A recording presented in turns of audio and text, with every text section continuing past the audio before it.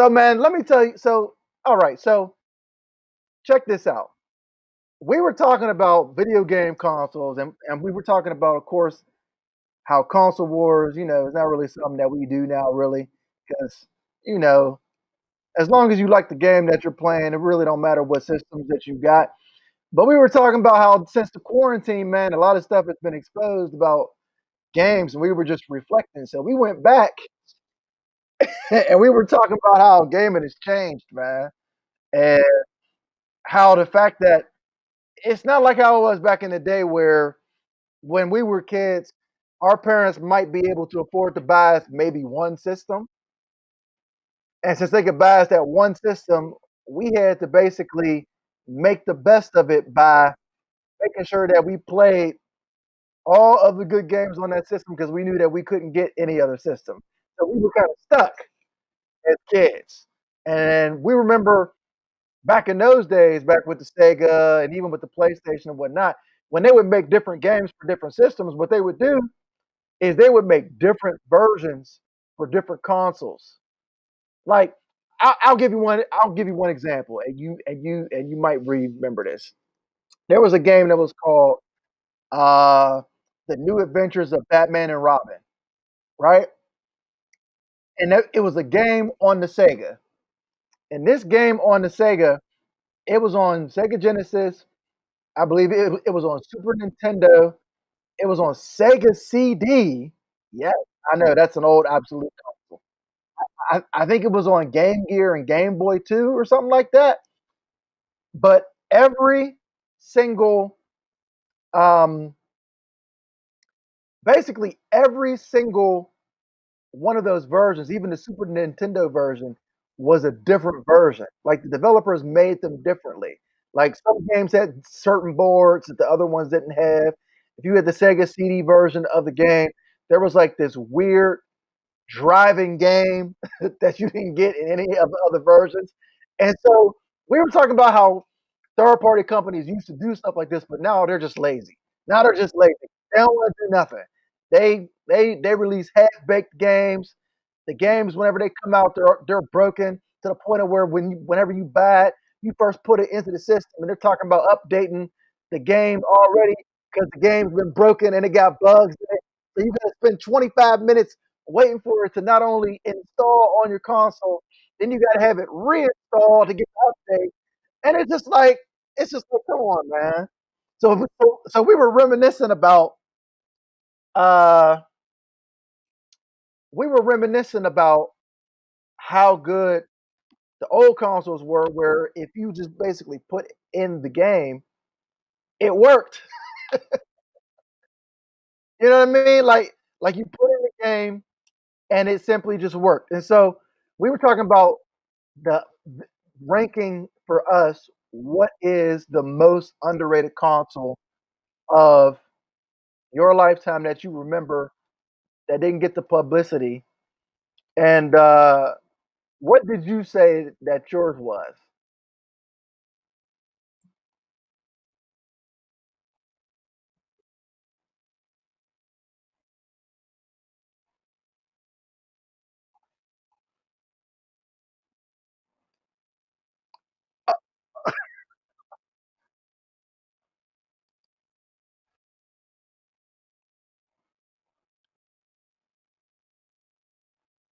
Wow,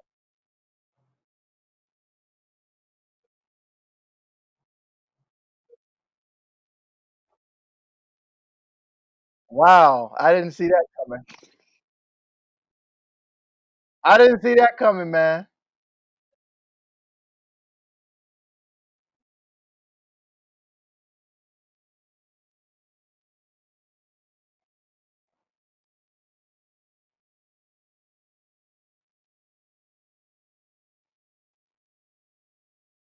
Oh man, that is right. Because I think we talked about how, yeah, if you remember this, when that system came out, and we were talking about this, when that system came out, it had to compete with the PS2. And so when the PS2 came out, I remember everybody was up in arms because at the time it had a DVD player and it had like most of the stuff that uh, that people had already got from the last generation. So for some reason, I guess people just bought it. I guess because they had a DVD player. Because believe it or not, people didn't have DVD players back then. That was like a new thing. That was when we were moving from VHS to DVD, and DVD players used to be expensive. Matter of fact, most DVD players at that point used to be just as expensive as the yeah as the system was. Because I remember the first DVD player that we got it specifically to watch The Matrix, and ours was like $400 or something like that. So yeah, so like DVD players weren't common, so that was like a kind of an interesting thing that Sony did to kind of get the market in that generation. But I thought in terms of games, like you said, and in terms of like a video gaming experience, I always thought that the Xbox was better because we talked about the list of exclusives and stuff that came out for the console. And so my list was, and this was my list. I gave my list. I think I said it was Star Wars: Knights of the Old Republic, Halo One, the original Combat Evolved, and this is even before they came out with Xbox Live, so you didn't even have Xbox Live on it. Uh, I remember. I'm trying to think. What else did I like? Remember Project, yeah, remember Project Gotham Racing? Ah, Project Gotham Racing, and then the very first Splinter Cell. All the Tom Clancy games, like you said, yeah. Rainbow Six, Splinter Cell, all those unbelievable like games that were on that system. And so we talked about how those games didn't get the credit that they deserve. And actually, when I talked to you, I had forgotten about one game, and this is a game that you'll never guess because nobody really this game never got the publicity that it deserved. It was exclusive. Matter of fact, I wish I had the box. I had the box at my house, not here in my office. Look, I actually have it at my house right now. Name of the game, and it says on the box only for Xbox. It says it's Jade Empire. Well, basically, it was made in the style and fashion like, uh, well, it was made like Knights of the Old Republic, except with a different type of like list of like powers and stuff and like battle stuff for it. So that to me, like the games like that, those games were so underrated at the time. And then we already mentioned they Xbox had a better online when they rolled out the online and they got games like NBA 2K and they had games that you could play online with their online capability because they had the best capability on the market. And you add in the fact that they have their own memory internally built into the system. It wasn't like PlayStation where you had to get memory cards. Even with the PlayStation 2, you had to get memory cards. You know what I mean? You had to go to the store and get memory cards. And if you didn't have enough memory cards to play the game, you had to go buy a second one, third one, you know, and delete some old stuff that you had. Meanwhile, with the Xbox, their internal memory, it seemed like, they said that it was a certain amount, but I never saw that thing move. No matter how many games I put on it, I never saw the number move. So to me, that was like for me, that was a system to me that is the modern day console. So I'm sitting there waiting for another guy to come in, but he actually says there's a problem with my invite, so I'm gonna try to fix that. But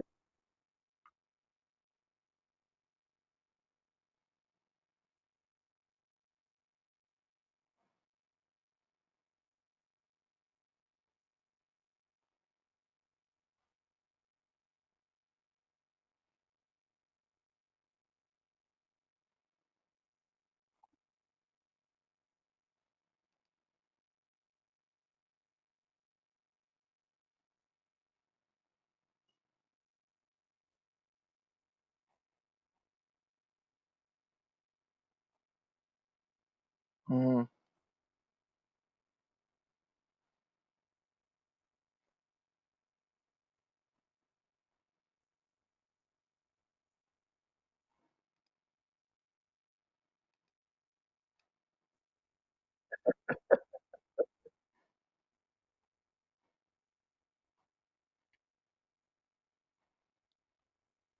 I want to say it was $399.99. I want to say that. I want to say it was $399.99 when it came out. I because around $399.99 and I think $299 or something like that. Because I don't remember. I remember them being very expensive when they first came out, and because I remember I was still in high school when those systems came out. Because I remember Xbox came out the year of 9/11 because it came out in like November or something of that year. Because I remember specifically, not yeah, not only did the Xbox come out in like November of that year, I remember they had a perfect version of Dead or Alive 3. Oh, oh. And they launched with all those games, and they launched with stuff like Odd World, Munch's Odyssey.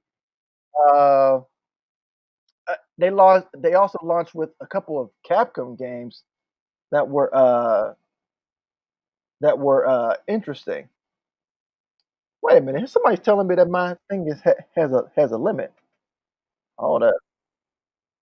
Yeah. Meanwhile, I should be able to have an up to 7. Yeah. Hold on.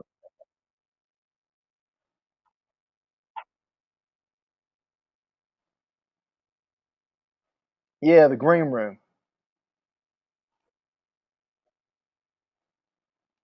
Well, we transitioned out of the green room and into the live stream because I had to wait to figure out what I was doing on my live stream. So I had to figure out what it was. So because I can hear both your mic, like I can see both your mic and my mic on here, which is actually awesome. But he says that he can't get a link, which is interesting. And yeah, that's what he said. He said he can't get a link. I'm trying to find out why he can't get a link in here. I sure did. I don't know if he put it into Google Chrome, and I don't know if he's watching. But anyway, whenever he does get on, and whenever we figure out how to get him on, he's going to be on because he has to defend his company. And I've already heard him say some things. I've already heard him say some things that I know are just ridiculous.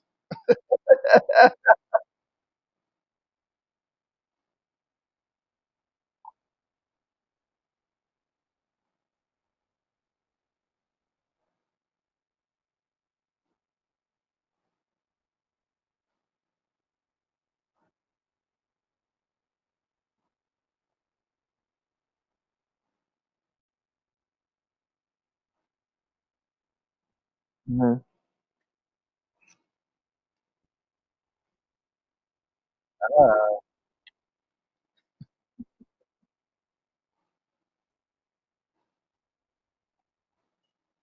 See, now let me ask you this, because my history with gaming always was this.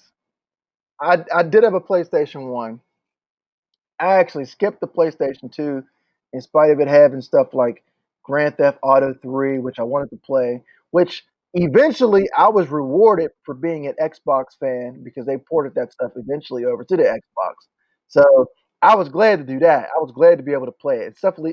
I mean, especially stuff like Grand Theft Auto San Andreas.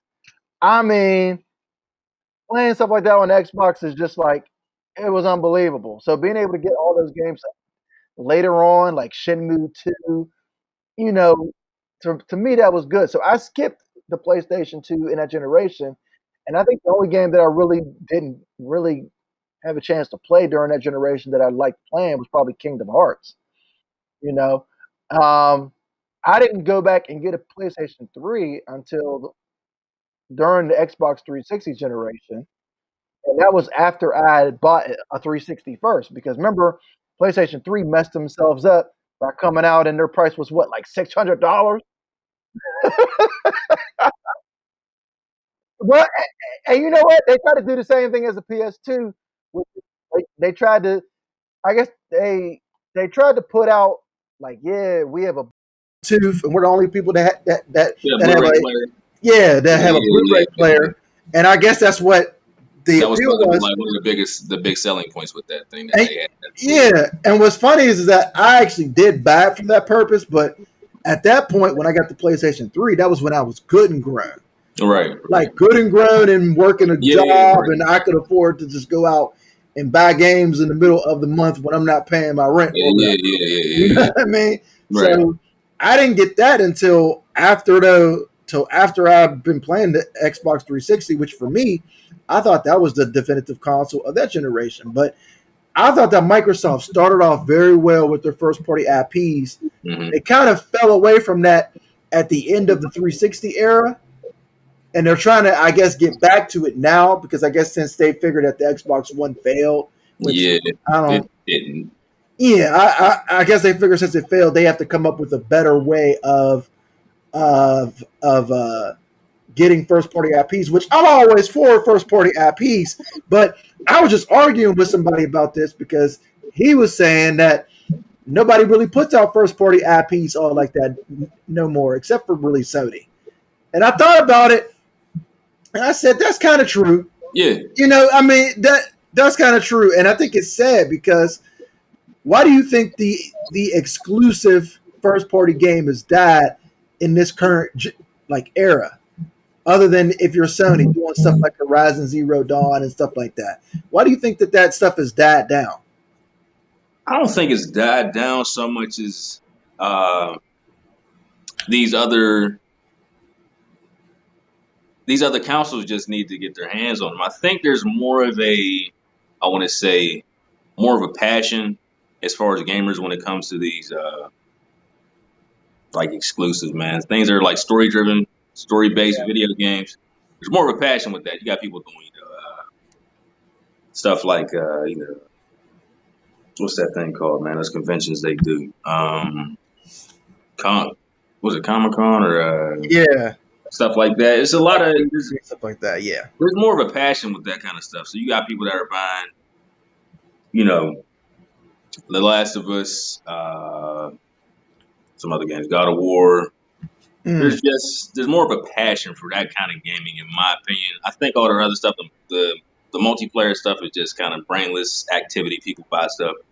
It's fun, but as far as what's gonna, I mean, at least for me, because that's why I bought a PlayStation. It's one, I was already invested, and when I was younger, I had the PlayStation 2. I couldn't afford the Xbox. I lived with two brothers that had an Xbox, so I was good. I could play their Xbox, enjoy that, but I still had my PlayStation. But when I got older, there was a time where I was like, all right, well, maybe I would want an Xbox. But then they started getting away from these exclusive. They didn't have exclusives anymore. So I'm like, all right, I can go get this on the PlayStation and be all right. So I think Microsoft is slowly getting back or understanding that that's probably what they need to be doing. But I think at this point, there's companies that have signed whatever deal with Sony or whatever deal with whoever. They're like, well, you can't do this game. You can't work on this game until this day or this day. You can't give this to them until then. But I just think there's more of a, what's the word I'm looking for? There's more. I don't think it's dying. When you say dying, what do you say by it? What do you mean by that? Well, okay. Let me explain what I mean by that. And I was talking to Chaz about this, and maybe when Chaz comes on to the next show after I figure out how to get all these people on, because he told me that maybe it's just me, but I feel like way back in the day, and we even talked about it. We talked about how systems, when they didn't have certain things, they had games specifically made for Yeah. that system, tailored to that experience. Yeah. And we talked about the GameCube version of like Resident Evil Mhm. and how it was different from all the other different versions. And I feel like that's the type of stuff that we're not getting anymore. Oh, yeah. Okay. Like whenever a video game developer says, "All right, this is the platform that we're developing for, and we're specifically going to tailor the game," or here's the key word, we're going to optimize this game to run on this system, and we're going to put certain things in it, and we're going to use everything that the system has, whether it be the controller scheme, whether it be, maybe this controller has a different group of properties, whether it's motion controlling, or maybe they break apart like the Joy-Cons, or maybe they're like Sony and they have that little thing in the PS4 that you can write on at the top. You know what I mean? they'll use stuff like that. I'll give you one good example, and even though it wasn't an exclusive, there's a game, and it came out for of all systems, it came out on the Wii U, and the name of the game is Deus Ex Human Evolution. Oh yeah. All right, now that game came out for the 360 and whatnot, and it was a good game. Mm. But the Wii U version of all versions, as much as people talk trash on the Wii U, even though they're buying their Switches now in droves, as if it's the greatest thing since sliced bread. The Wii U version of that game was so different because they made it so that when you hacked things, you could use the gamepad. You didn't have to look at the screen, so you could hack stuff faster and see things on the gamepad a little bit differently. Even games like Splinter Cell Blacklist, you can use the gamepad as a device to distract guards and stuff, and they would do stuff like that for the Wii U. Now, I understand now that companies are on this deadline and all this other stuff, but I just don't feel like they make enough of these tailor-made experiences, and I don't think that game developers take chances in developing new IPs specifically for certain consoles. Right. I think they come out with the same stuff, or they'll just remaster something, or they'll come out with the same version of the game and just release them on all the consoles and just put a skin over it, and just that's the same version for all three. I don't think they want to take risk to kind of make the gaming industry innovative. And I think that's why we liked that Xbox One generation, that first Xbox generation, because the games that they did try, they were innovative. Right.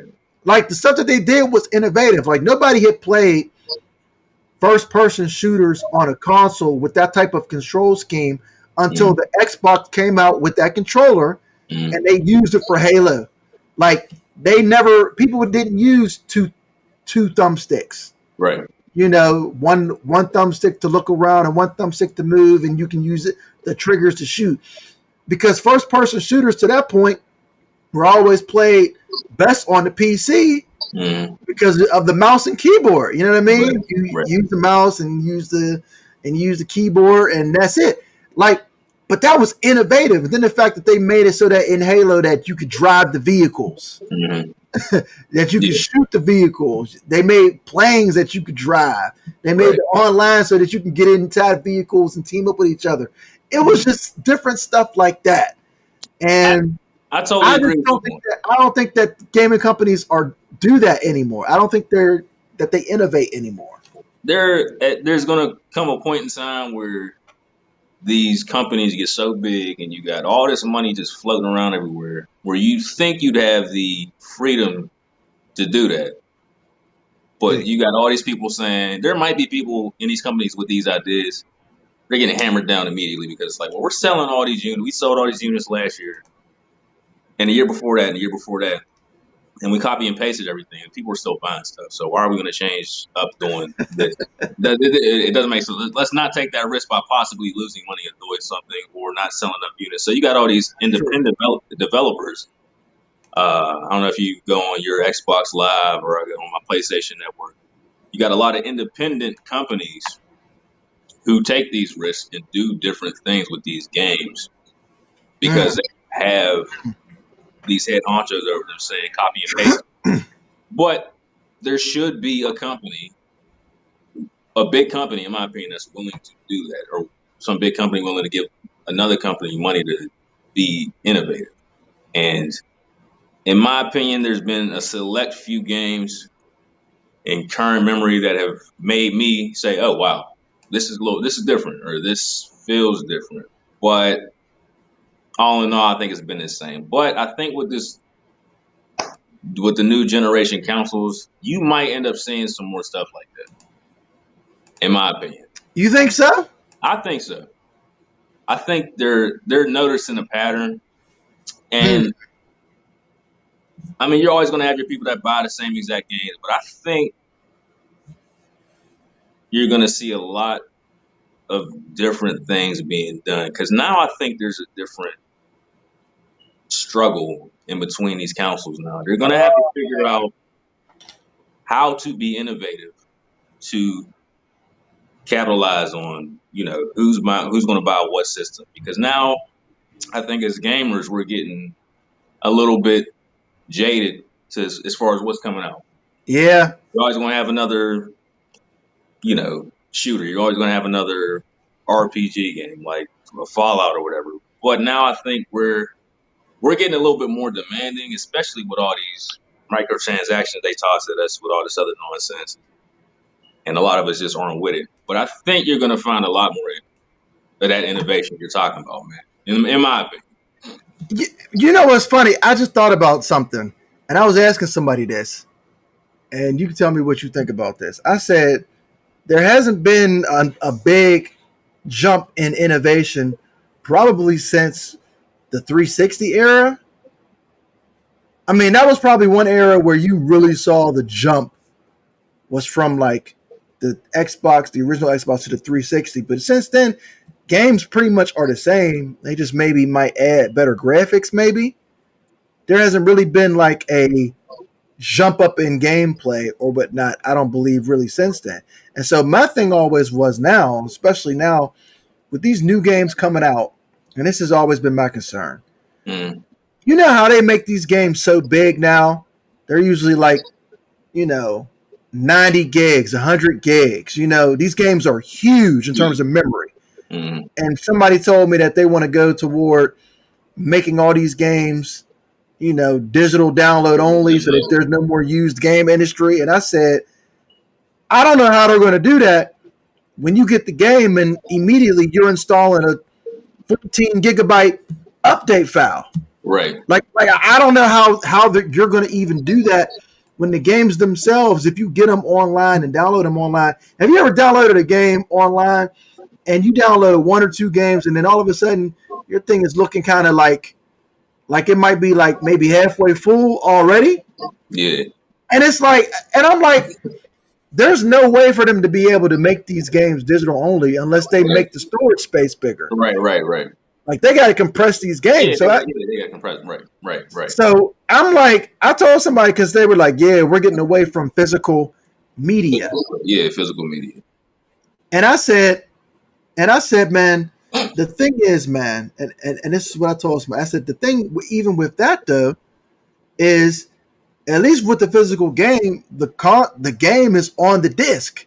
Right. You know what I mean? That saves space. That saves memory space. Yeah. So with these new generation of consoles coming out, what do you think they're going to try to do in terms of making these digital only? Or do you think that they're still going to realize and recognize that they need to keep having physical copies?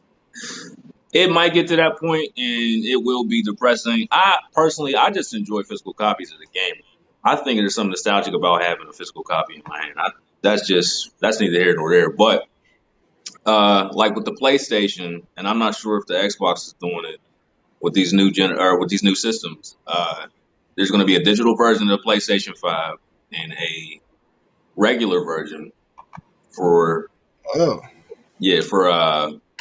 physical copies. Now the physical copy PlayStation will be, I don't know how much it's going to be, but my thoughts are, my opinion is going to be a little bit more expensive than the the digital download only version. But I think the digital download only version is not going to sell that well, and they might come to that realization. If the PlayStation 5 is $500 for the digital only, and the PlayStation 5 version of the physical copy is, I don't know what. Wait, I have that right. So the digital copy would be less. Yeah, So let's just say say the digital copy is $39.99 or something like that. $39.99, Yeah. and the other version is what, like $60, $59.99, $49.99, something like that. and I'm wondering if they'll even make that much of a bounce in price. Now, if they do something like that, I don't know, man. If it's $200 more for a PlayStation 5 that has a slot for a disc, I wonder, would I buy it? I think you would, because you know why? Here's the thing that I've been upset about with digital gaming. And these are some of the problems with it. One thing is what happens one day if they decide to take the game offline.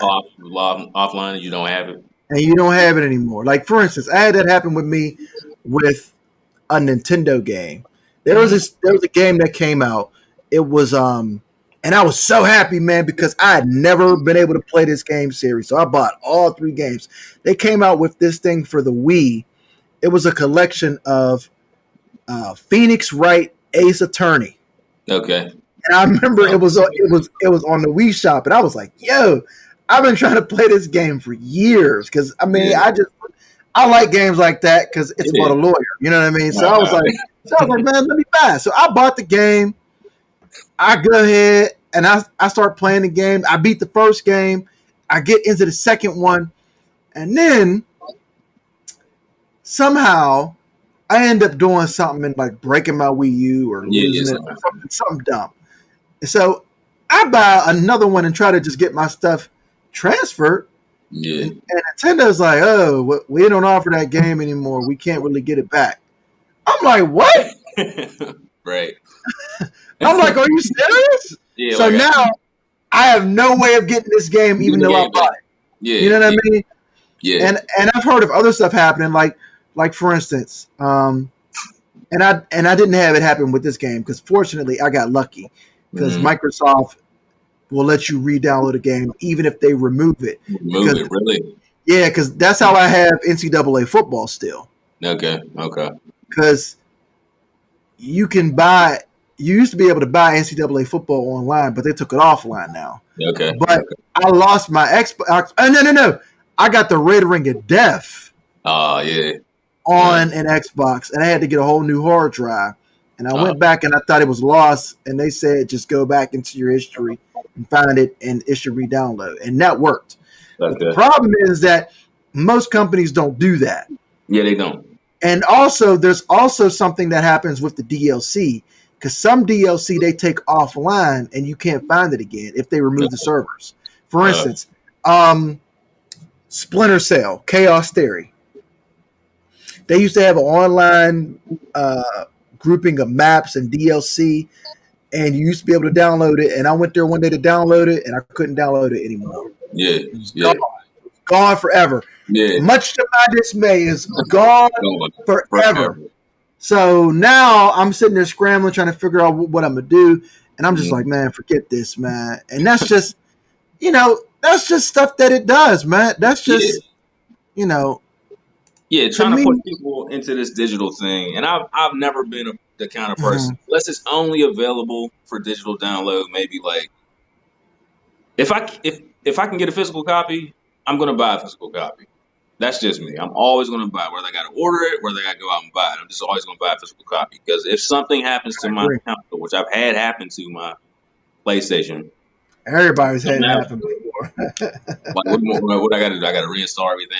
Something's wiped, something's lost. Like this, I'm not dealing with all that. So, like I said, if the digital only version of the PlayStation 5 is less, let's say $50 less than the other one, I'm gonna go. I don't know, man. I'm not gonna go. No, I'm not saying I'm gonna go with the digital. I'm gonna go with the disc drive, man. I'm always gonna go with disc drive. I just can't see making a big jump in that price though. I'm telling you, man. I think that's gonna be I think it's gonna be $100, man. Because think about it. Think about it. The Xbox One X is $399. The Xbox One is $299. Okay. What's the difference? The one is more graphically impressive and whatnot. The hardware's better. So I think it'll be at least $100 minimum. Okay. So I'm thinking that's the price that you can expect for that hard drive. Yeah. Especially due to the fact that if you have that hard drive in there, I'm thinking that the digital only ones might come with more memory. More memory. And the hard drive Yeah, ones okay. or the disk drive ones might come with less. I don't Right. know. Even though that can always be, I can work around that because I could just go buy Yeah. a whole bunch of Right. memory bricks and Yeah. Toss them in there, get and terabytes. So yeah. that's something to think about. But I'm not with this whole digital thing, man. And I really cannot see these companies getting rid of these physical copies unless there's something going on behind the scenes I don't know about as far as how much it costs to make. Maybe it's that. Maybe it's something like that. I just can't see that happen unless COVID just kills everything and you can only get stuff online digitally. Can't go to stores no more. It's a hassle, possibly, but I I don't don't know. see that. I don't see that happening, man. I don't I see don't know. that. I don't see that happening, man, because I just don't. Here's my thing. I think that with these new systems, they recognize that the memory that they need for some of these games in terms of compression is not enough. So I think they're going to make them starting off 1 or 2 terabytes, Mm-hmm. and then I think that they're also going to have to do some R&D on how they can compress these games. Mm-hmm. That's one thing. One thing about Nintendo that I'll give them a lot of props for. I'll give them mad respect for, is their research and development department has been money well spent, because not only did they come up with the Switch and with the Switch Lite, now they're about to come out with this real, as I said it, a real home console, Mm-hmm. which is not the Switch. So I'm looking forward to seeing what they do there. But one thing about Nintendo is that they found a way to always make sure that their games aren't that big in terms of size and memory. Right. And other companies are going to have to learn how to do that. And they're also going to have to learn how to get into a mode of coming out with these games a little bit more frequently and on time, because Mm-hmm. the way that they're making these games, they come out so infrequently now because they take so long to make them. They put Mm-hmm. so much into them now. It's like the simplicity of making some of these games has been lost. So I think Yeah. that's why we don't get the same amount of random exclusives that we could get. So even with a company like Sony, like your company Sony, Mm-hmm. Sony's been churning out exclusive after exclusive for what seems like it is for a while, like Spider-Man, Mm-hmm. uh, Horizon Zero Dawn, Uncharted, Last Mm-hmm. of Us. Even though I've never played Last of Us, All right. they've been coming out with games like that for quite a while. So I'll give them props for doing that. But recently, there's been something that has been going on that has been affecting the video game industry. Let me ask you what your opinion is, because I think you have a bone to pick about something like this. They've been trying to, what it seems like, bring the wokeness into the video game industry. Yeah. And there's been games that have suffered as a result of them trying to be woke instead of them just making a good Making a game good game. creatively. So, can you name any games that you might have played and you were just upset because you felt like somebody's personal agenda got into the way of them creatively making the best possible game? Now, in recent memory, and I'm gonna there might have been one game, and I really have to go through my memory as far as what game this was. But let's put it this way: we are living in a world where everybody's critiquing everything, man. I think everybody's trying to cater to everybody's aspects and things that they enjoy and things that they want. If they don't get that, then they're upset with it, and that's just kind of how things are. So, what my question is, what game are you talking I mean, I think a lot of these games where they decide to uh, about? Push some kind of a push some kind of agenda. They want to make the girl characters all the way overpowered for no reason whatsoever. Uh, I've heard of them doing stuff like this. Now, granted, I'm glad that I don't play these games for the most part, because I think I probably would be upset. But So, I mean, are we going to talk about it on this one, or are we going to wait for your boy for the next one? oh man, You know what? We can talk about on this one because on the next one he can refute what it is that you say or agree with it. Because I know that I've said some stuff, which I'm not going to say on this show. Mm. I've said some stuff to you, at least in private, about Nintendo. That when I told him, he came back with a pretty good argument, and I'm like, you know what? Maybe we need to put that on the show because, you know, I could see what you're saying. I could see how you would think that based on what I'm saying. So, but this though, in any case, I think we need to go into reviewing recent games that we have played.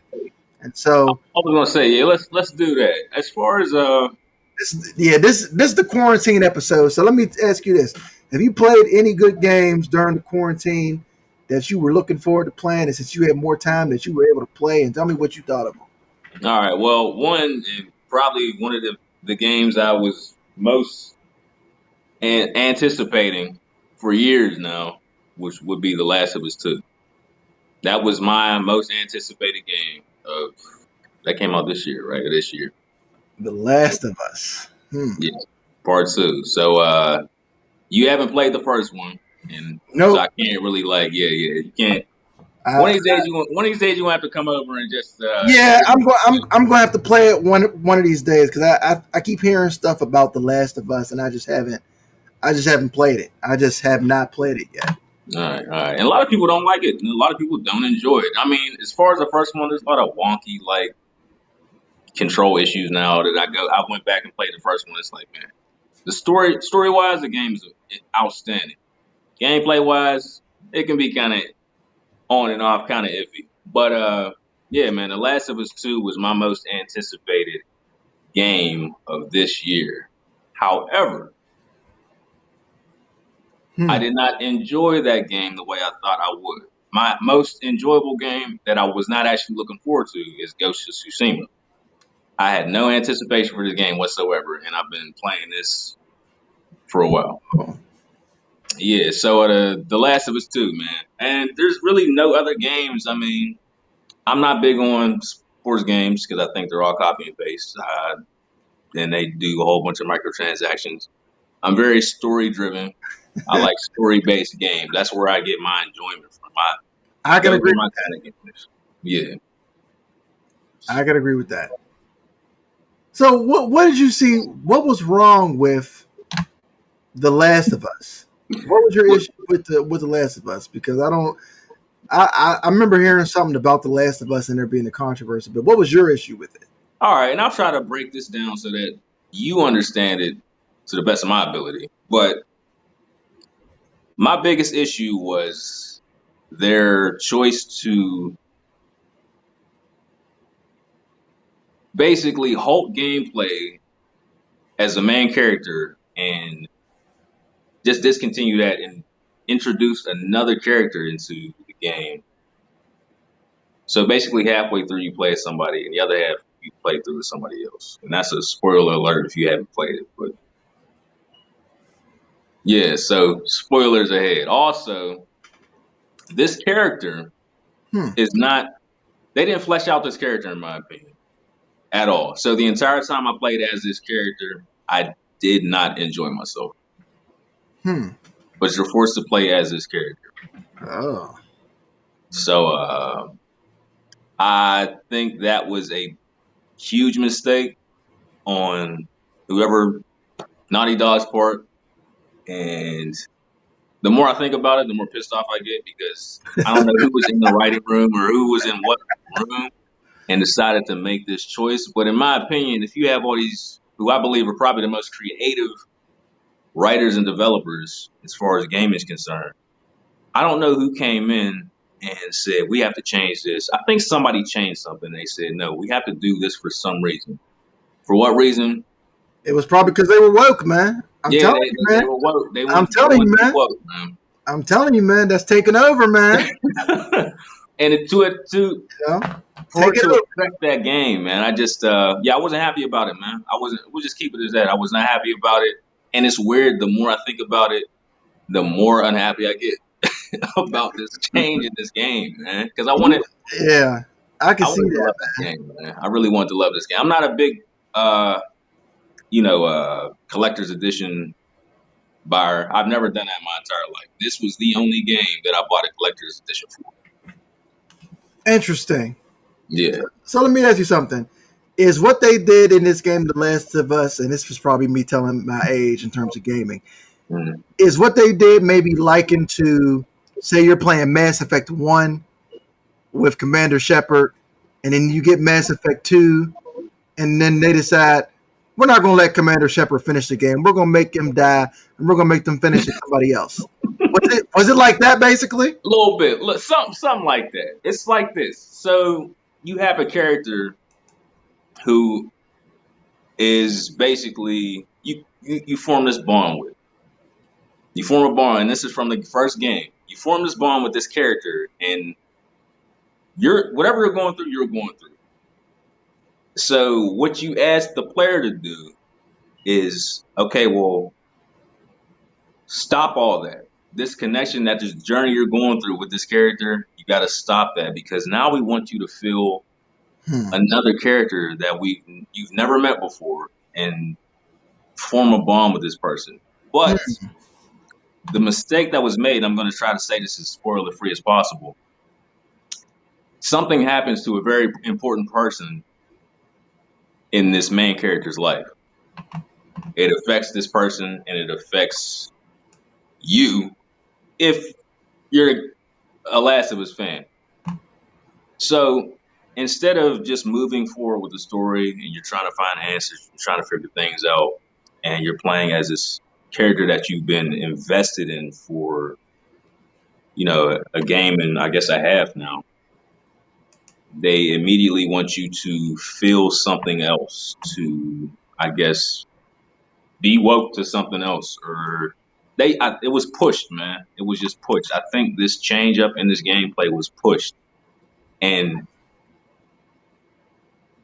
I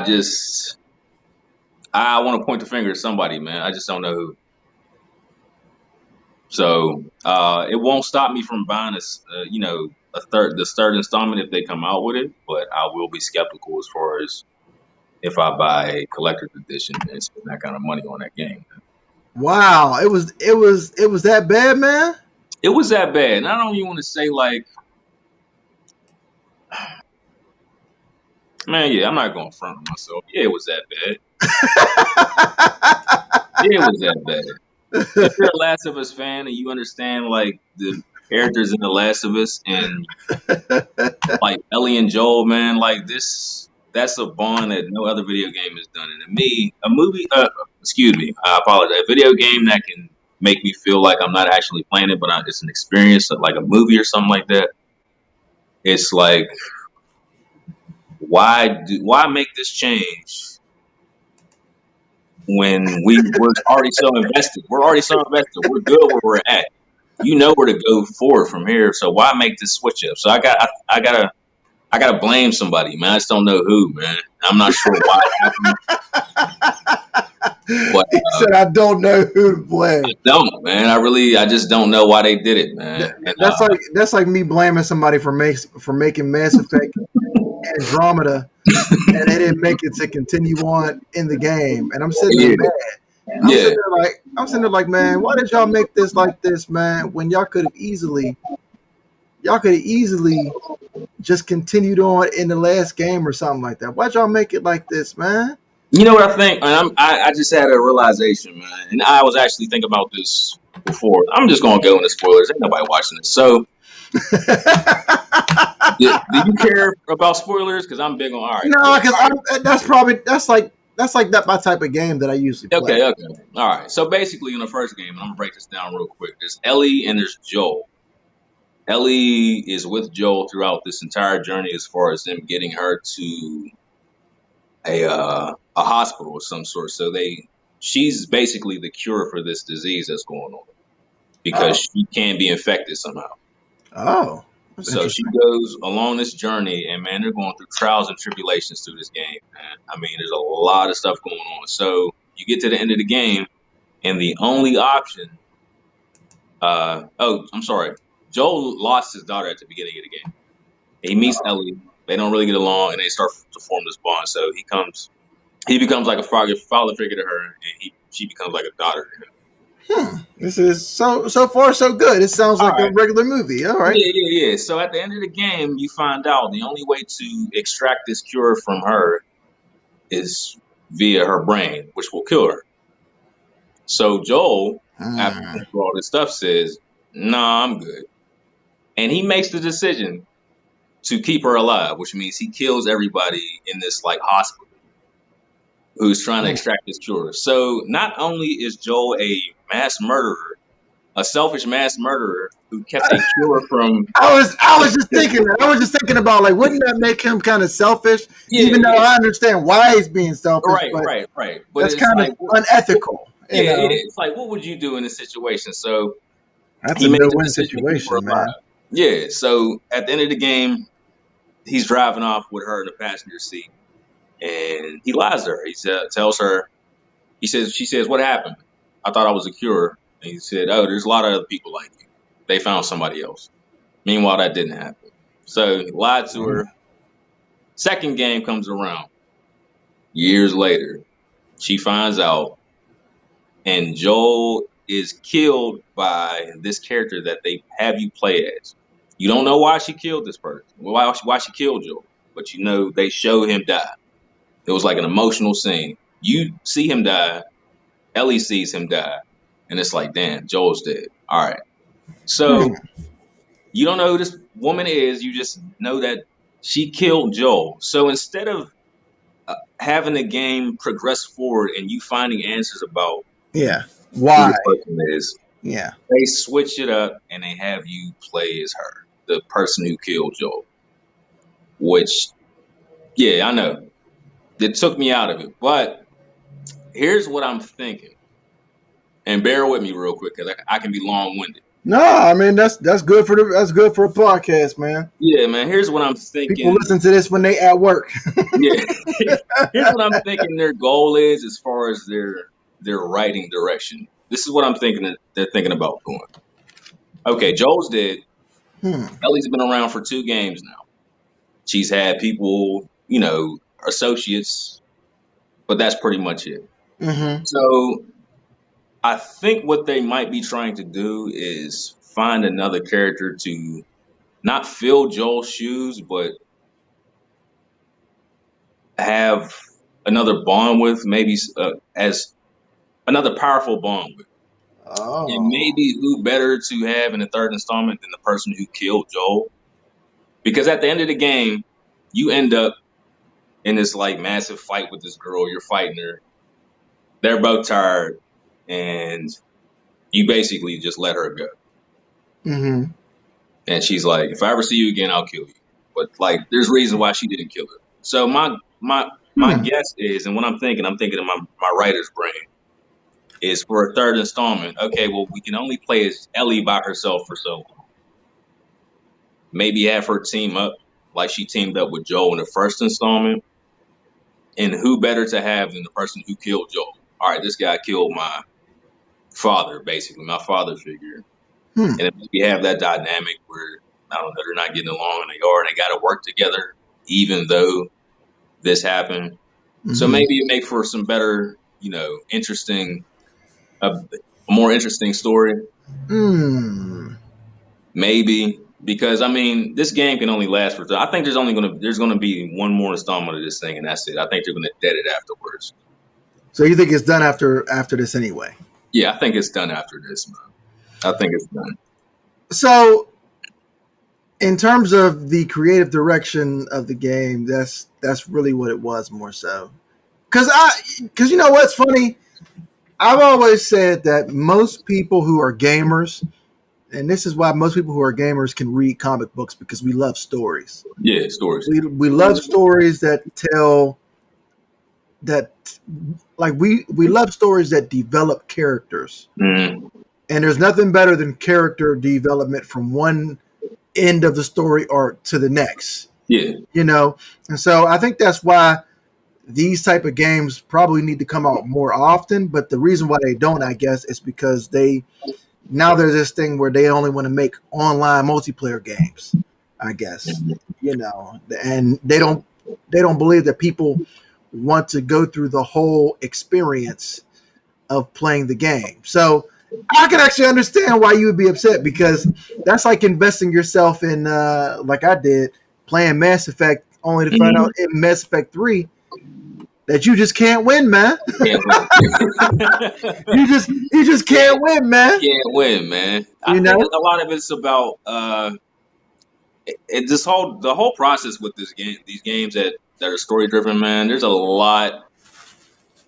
These developers and writers have to invest a lot in this stuff, man. It takes a lot of work to keep your fans happy, to innovate and make things different and not change things, and just because as gamers who are passionate about those kind of games, we remember and we look at the little details.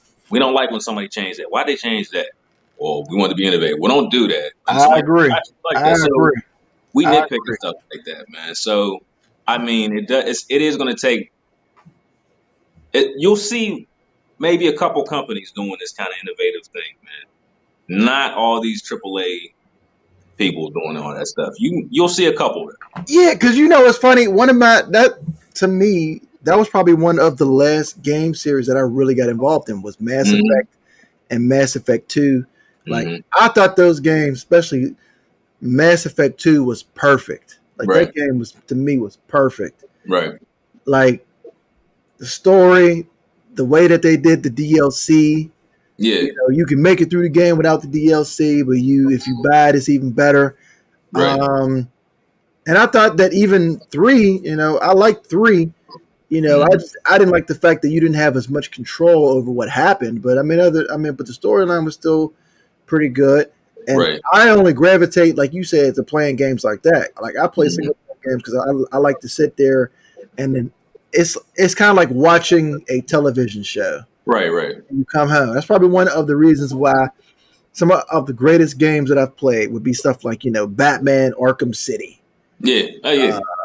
I just got done playing, like during my quarantine. I was playing, and I waited specifically to play this game until I got an Xbox One X to play it. I finally got and played Assassin's Creed Origins. Okay. And that game was absolutely outstanding from start to finish. Like I was blown away by that game from start to finish, man. I was happy because I wasn't really playing the later installments.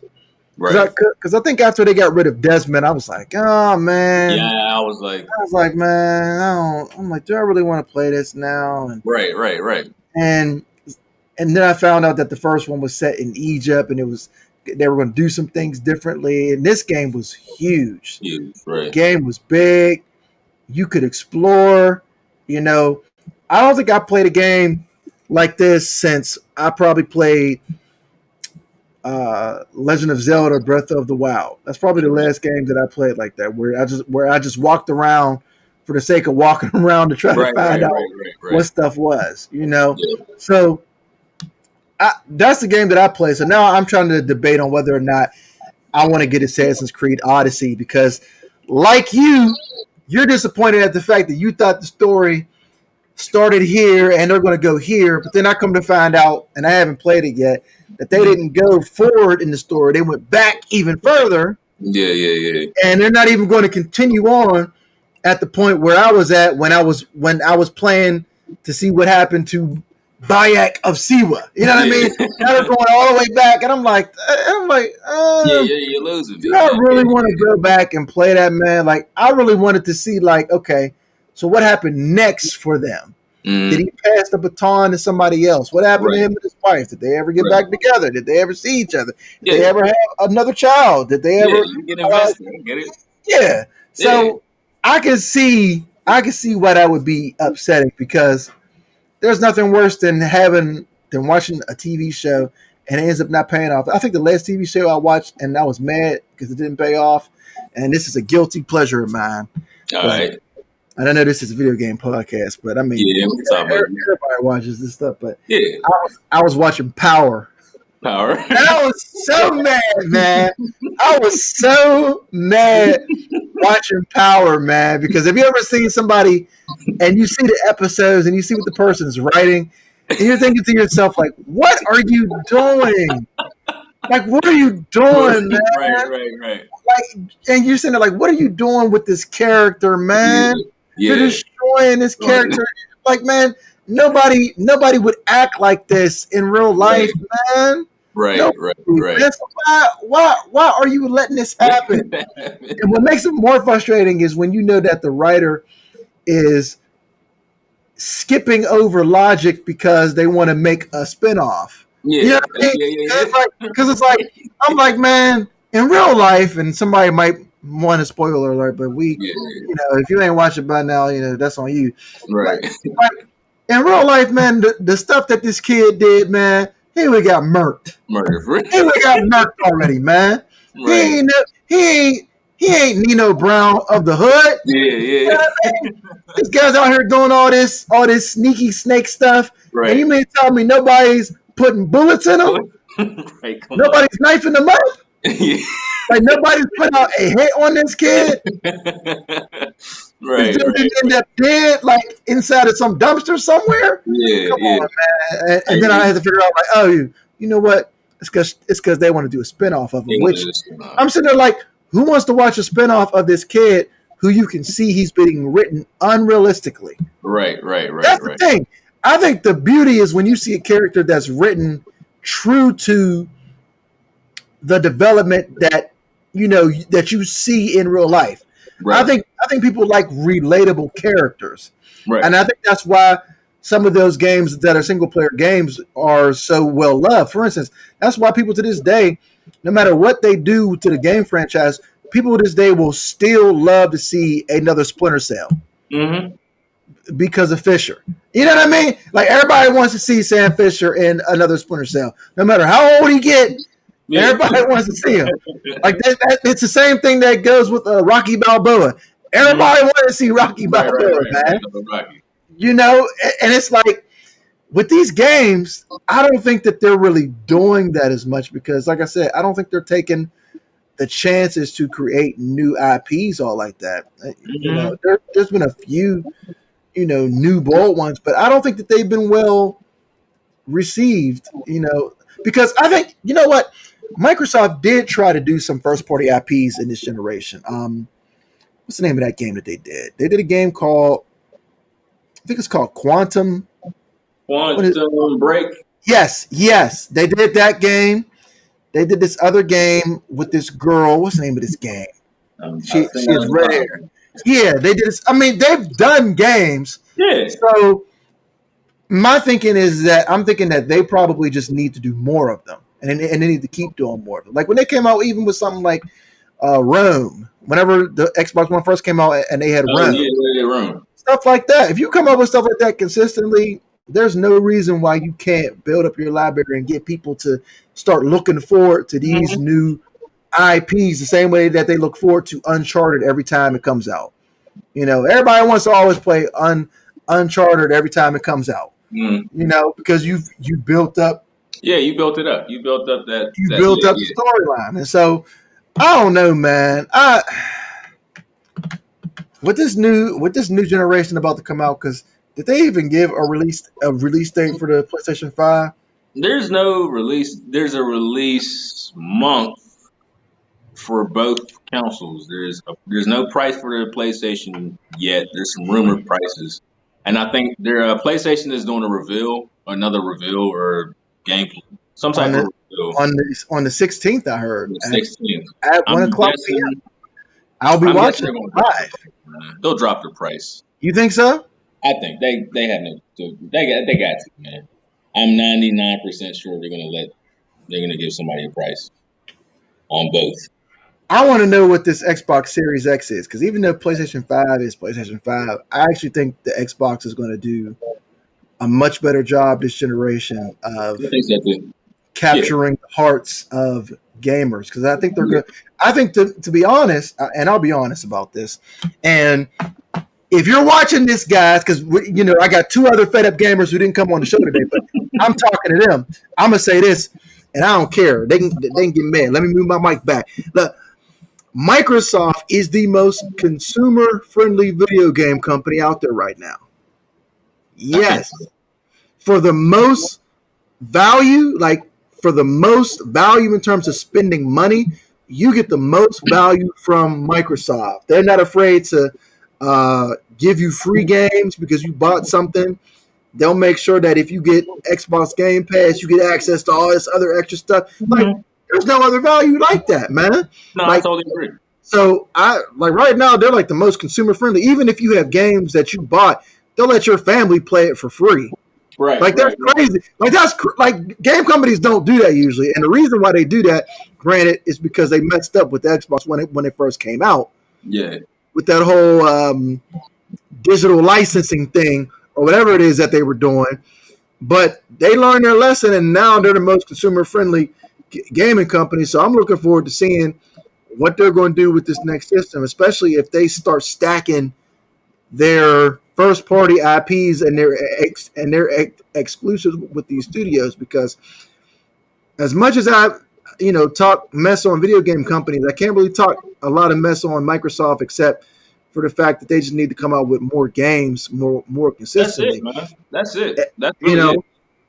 Yeah, every other system, no, I could talk trash on. Like, I could talk trash on Sony about the fact that they're online. You got to pay for it now, even though it's not better than Xbox Live. You got to pay for it when it's been free ever since the PS2. It's been basically free. All of a sudden, you got to pay for it.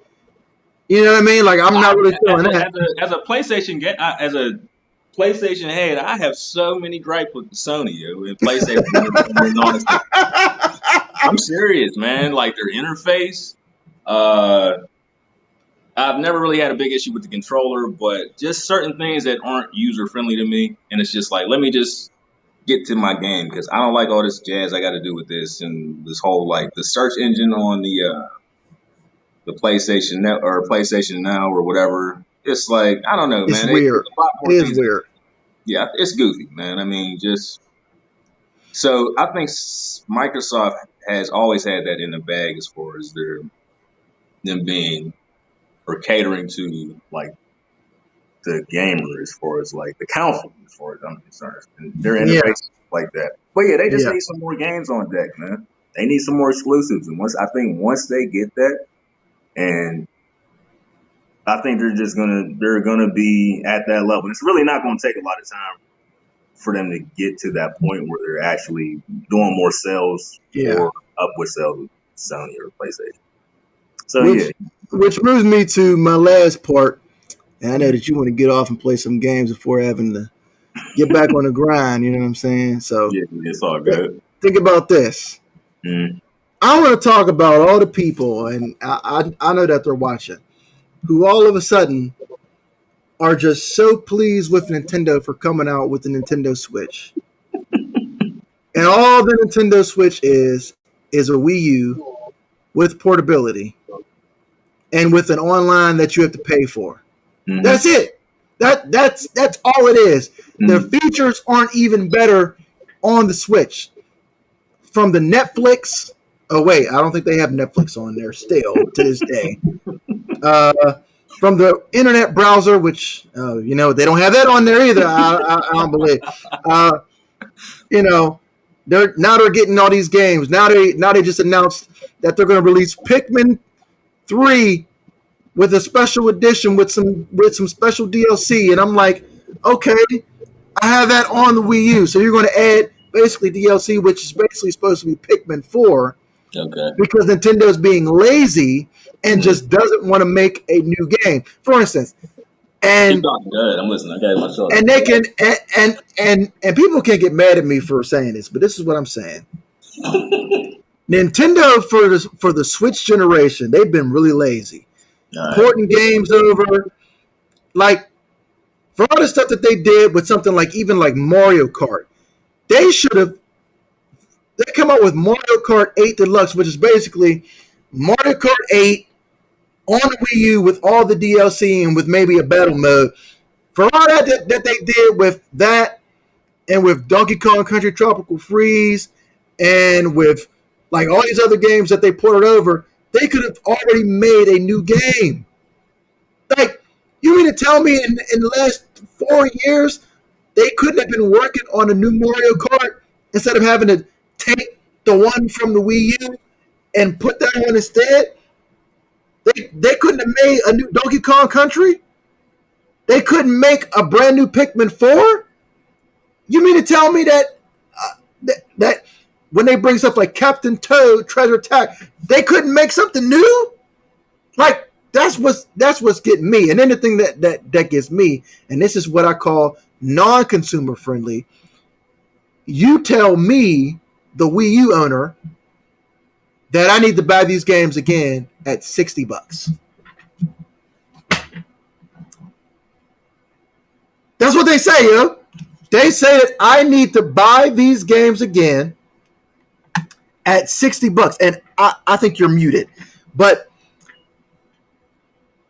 I'm sitting there like, what Nintendo fan to me is accepting this and saying that this is good for the seal of quality, as I lose my co-host? What Nintendo fan is saying that this is good for the seal of quality? I don't understand it. Like, they used to talk all this trash about Nintendo having all this and having all their first-party IPs, but now all of a sudden it's okay that they just keep porting stuff and they're not coming out with new stuff. Right. Like, granted, you can mention stuff like maybe Pokemon, which I don't play, all right? I never play, like, after playing Pokemon and having a bad experience where some kid has a Charizard. Meanwhile, I know that he didn't put in the hours to have a Charizard, but I'm fighting him, and he's winning. Like, after that experience, I say, you know what? I'm done with Pokemon, so I don't play Pokemon anymore. You know, I know they came out with Super Mario Odyssey, which is a good game, but hey, I figure I can wait for their real home console to come out, and they'll just port that over to that. So I don't need to buy that. Right. They came out finally with Luigi's Mansion or an Animal Crossing. And Animal Crossing looks like it might be a fun game that I might play with my kids or whatever. But I'm like, where is the classic Nintendo first-party IPs? Where is the new Donkey Kong Country? Mm-hmm. Where is, instead of making Mario Kart 8 Deluxe, where's a new Diddy Kong Racing? Mm-hmm. Where's the Wave Race? Okay. I hear you. Where's 1080 Snowboarding? 1080 Snowboarding. Where's Pikmin 4? Right. Where instead of Super Mario 3D World plus Bowser's thing, why not just make a Super Mario 3D World 2? Right. Why not just do that? Right. You know, and for me, it's like when I see them doing stuff like this, you know, and they are going to make a Legend of Zelda Breath of the Wild 2, which, you know, I will buy at some point because I love that storyline. Mm-hmm. I love that game. But for me, this generation for the Switch, I don't think that you've gotten any more than what you would have gotten out of the Wii U, except for portability. All they're porting over is Xbox games. Mm-hmm. All they're porting over is 360 games and old PlayStation games. You're not getting the new AAA multi-platform games. Like, you're not getting stuff like Cyberpunk. Mm-hmm. You're not getting stuff like Watch Dogs Legions. You're not getting any of that new stuff coming out because it's not going to be able to run as effectively on the system. That's why they have to make a whole other system. Mm-hmm. So I said, if you're a Switch owner, you have to know. And I predicted this. I actually predicted this on this show about 3 to 4 years ago. I said that the Nintendo console that they were making at the time was some sort of hybrid. I basically said at the time that all Nintendo is doing is they're making a handheld console that basically can connect to a TV, so they can basically say that it's their system until they figure out what they want to do to compete in the next generation. Mm-hmm. And sure enough, that's exactly what it is, because I said they're not going to be able to run those games that are coming out on the PS5 and the Xbox Series S on that console. Now, you know what? I shouldn't say that. They might be able to run them, but let me rephrase that. But developers are not going to choose to take the time to optimize those games. Right. They're just not, because we know developers, people like Capcom, are lazy. They don't want to take the time to make those games, man. Right. So my thing is for the Nintendo fans and for the people who say, "Oh man, you're just hating on Nintendo and you bought your Switches, but you didn't buy the Wii U, and you're okay with buying ports." Is this the same Nintendo company that gave you something when you bought a GameCube, and when they came out with the Wii, when you bought the version on the GameCube, they at least gave you free games to make up for the fact that you own it on another system that they gave up on? They ain't doing that for the Switch. They're not doing that for the Wii U owner. They're not saying, well, because you have Donkey Kong Country Tropical Freeze on your console already, we'll give it to you for $19.99 if you show us that you bought it, which is easy for them to do. I've registered games like Mario Kart 8 and got other free games like Legend of Zelda Wind Waker HD because I registered the game. It's like, you can see that I bought the game. Why not give me a discount?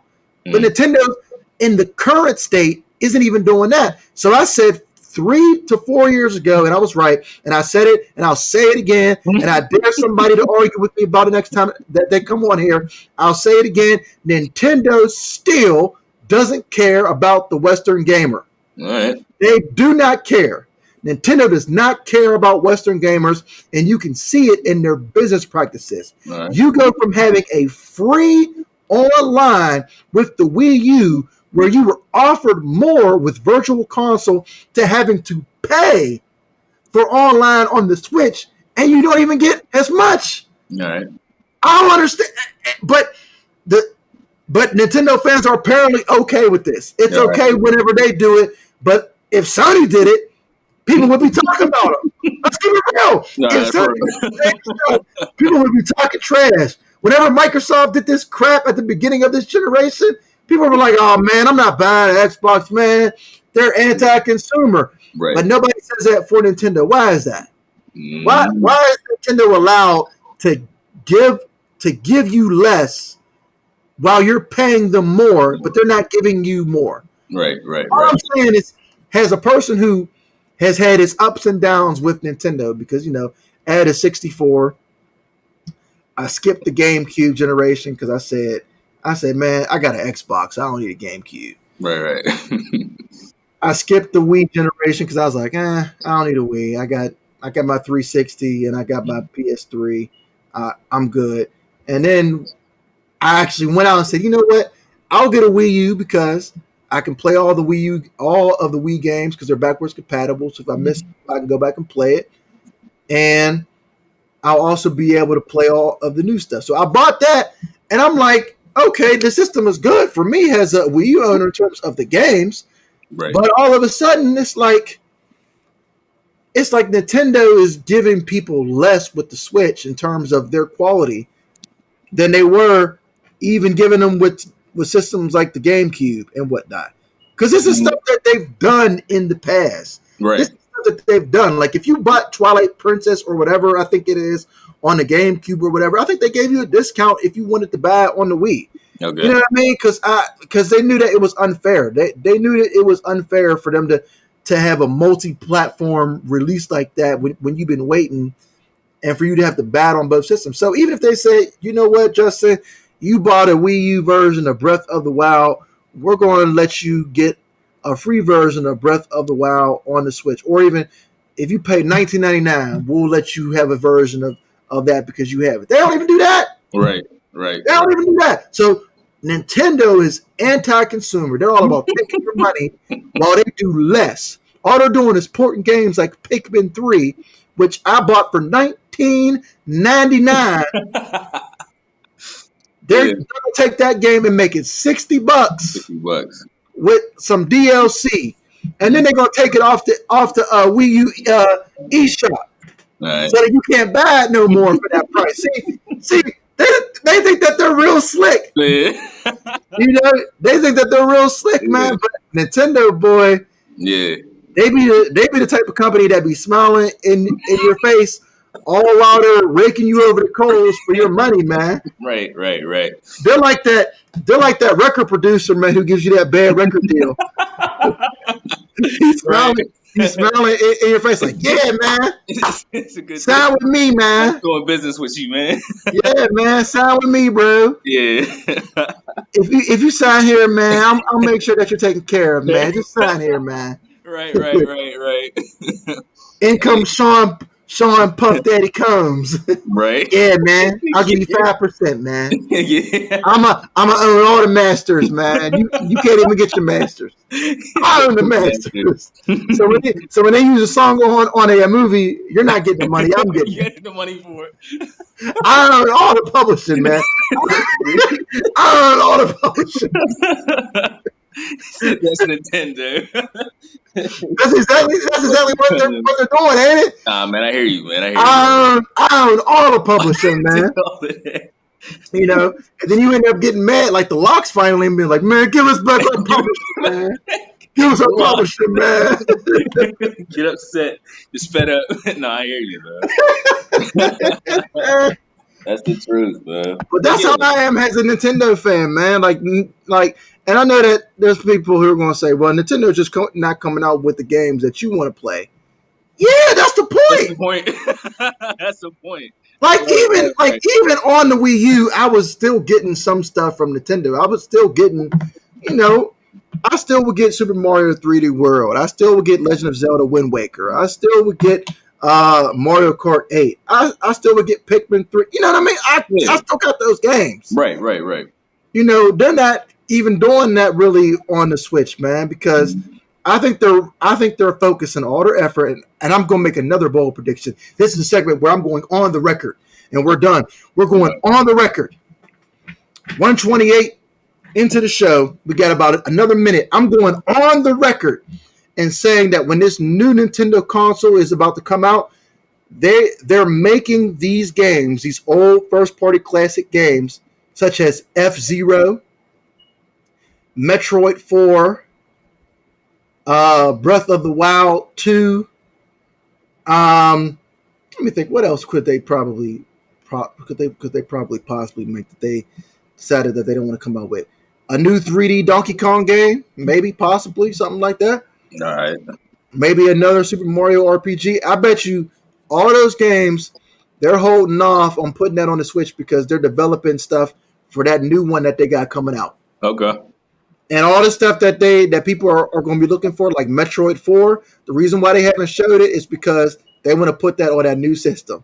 Okay. They want to put that on that system to release it with it. Yeah, with it. Okay. All right. That's what I think, yo. That's something that Nintendo would definitely do. Okay. And they'll say, yeah, we'll still put Metroid 4 on the Switch, but we're going to put the better version on this new system. All right.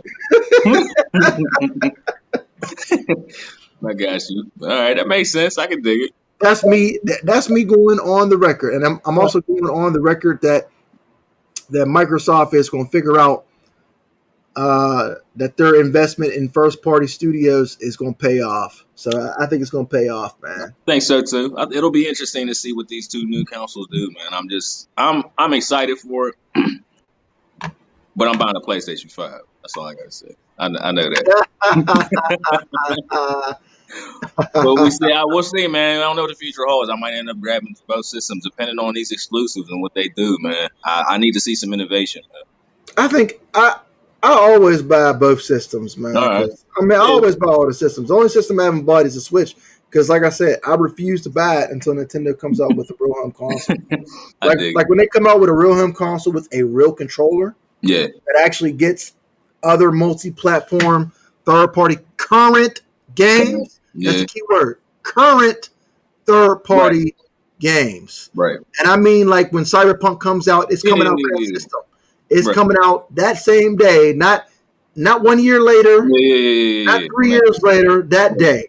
Right. When they do that, that's when I'll go out and I'll decide to go buy that system. Right. You know what I mean? Because after being a Wii U owner and them screwing me over and them not caring that I bought their system, I'm saying, you know what? Since I'm the loyal Nintendo fan, you're doing good with your Switch now. But you're getting a lot of casual gamers. You're not getting the hardcore of Nintendo fans to be happy. You know, What you are going to get is just like you got with the Wii. You're going to get a whole lot of soccer moms buying it because their kids like it, so they can get rid of it. But what you need to maintain, if you're a Nintendo executive, you need to maintain your connection to your hardcore base. Like, you know that there's at least 15 to 20 million hardcore Nintendo fans. Why not cater to them? Because you know that they're going to be there for you, even if you make a bad console. They're still going to buy all your games. Right.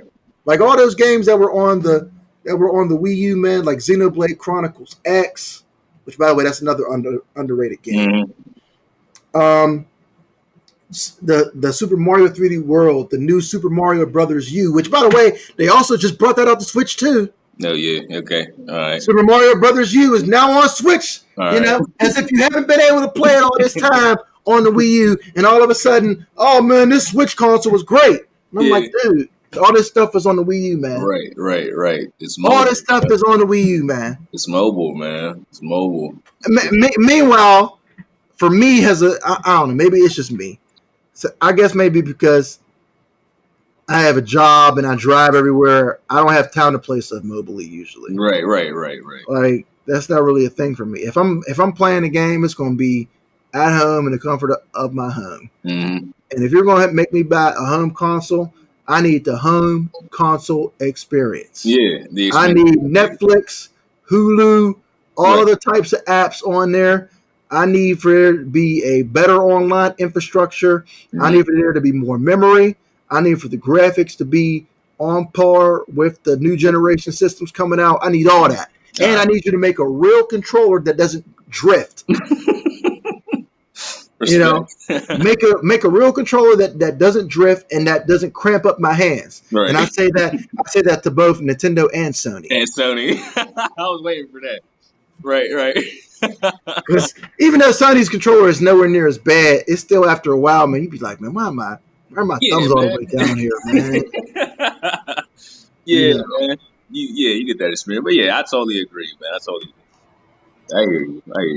All right, so that's just me going on the record, man. This has been us coming back for Fed Up Gamers Podcast. Is there anything else that you want to say, man? Because I know next episode the other two guys are going to be on, so they're going to have a lot to say to me. Man. Like I said, I got a couple of things I want to talk about, but I'll go into detail when we got a little bit more time. And I tend to carry on, so yeah. That's good. I'm probably going to schedule the next show to be done probably next weekend or somewhere around there. So I don't know when, man. I got to make sure. I got to do it whenever everybody got time because I need somebody to come back at me because I know some guys today were saying that I was wrong about Nintendo Switch. They were saying that it's just me, Yeah, probably not. I like to hear about that, though. I like to see both sides on that. Then you'll love that. Then you'll love that argument once he comes on. I know that he's listening. So all right. I'm going to hear what he has to say. So until next time, everybody, this is Fed Up Gamers Podcast, man. Please like us. Please subscribe. You'll get more of these videos in the future. You'll also be able to go on Delo Fineo's page and see what he got going on. He has a lot of game streams on there that he's going to be doing. And I haven't even started doing game streaming yet, but I'm going to wait. I'm going to probably do some weird game streams. I'll probably do some retro classic game streams from games that I like, such as Jade Empire. Or Splinter Cell Chaos Theory or stuff like that. I'll probably do stuff like that. So, but until next time, everybody, I thank you for listening, man. And you guys have a wonderful week. I'll see you guys next time, and we'll be back here next time. Please subscribe. Please comment. Please like. Please join us again. Good evening.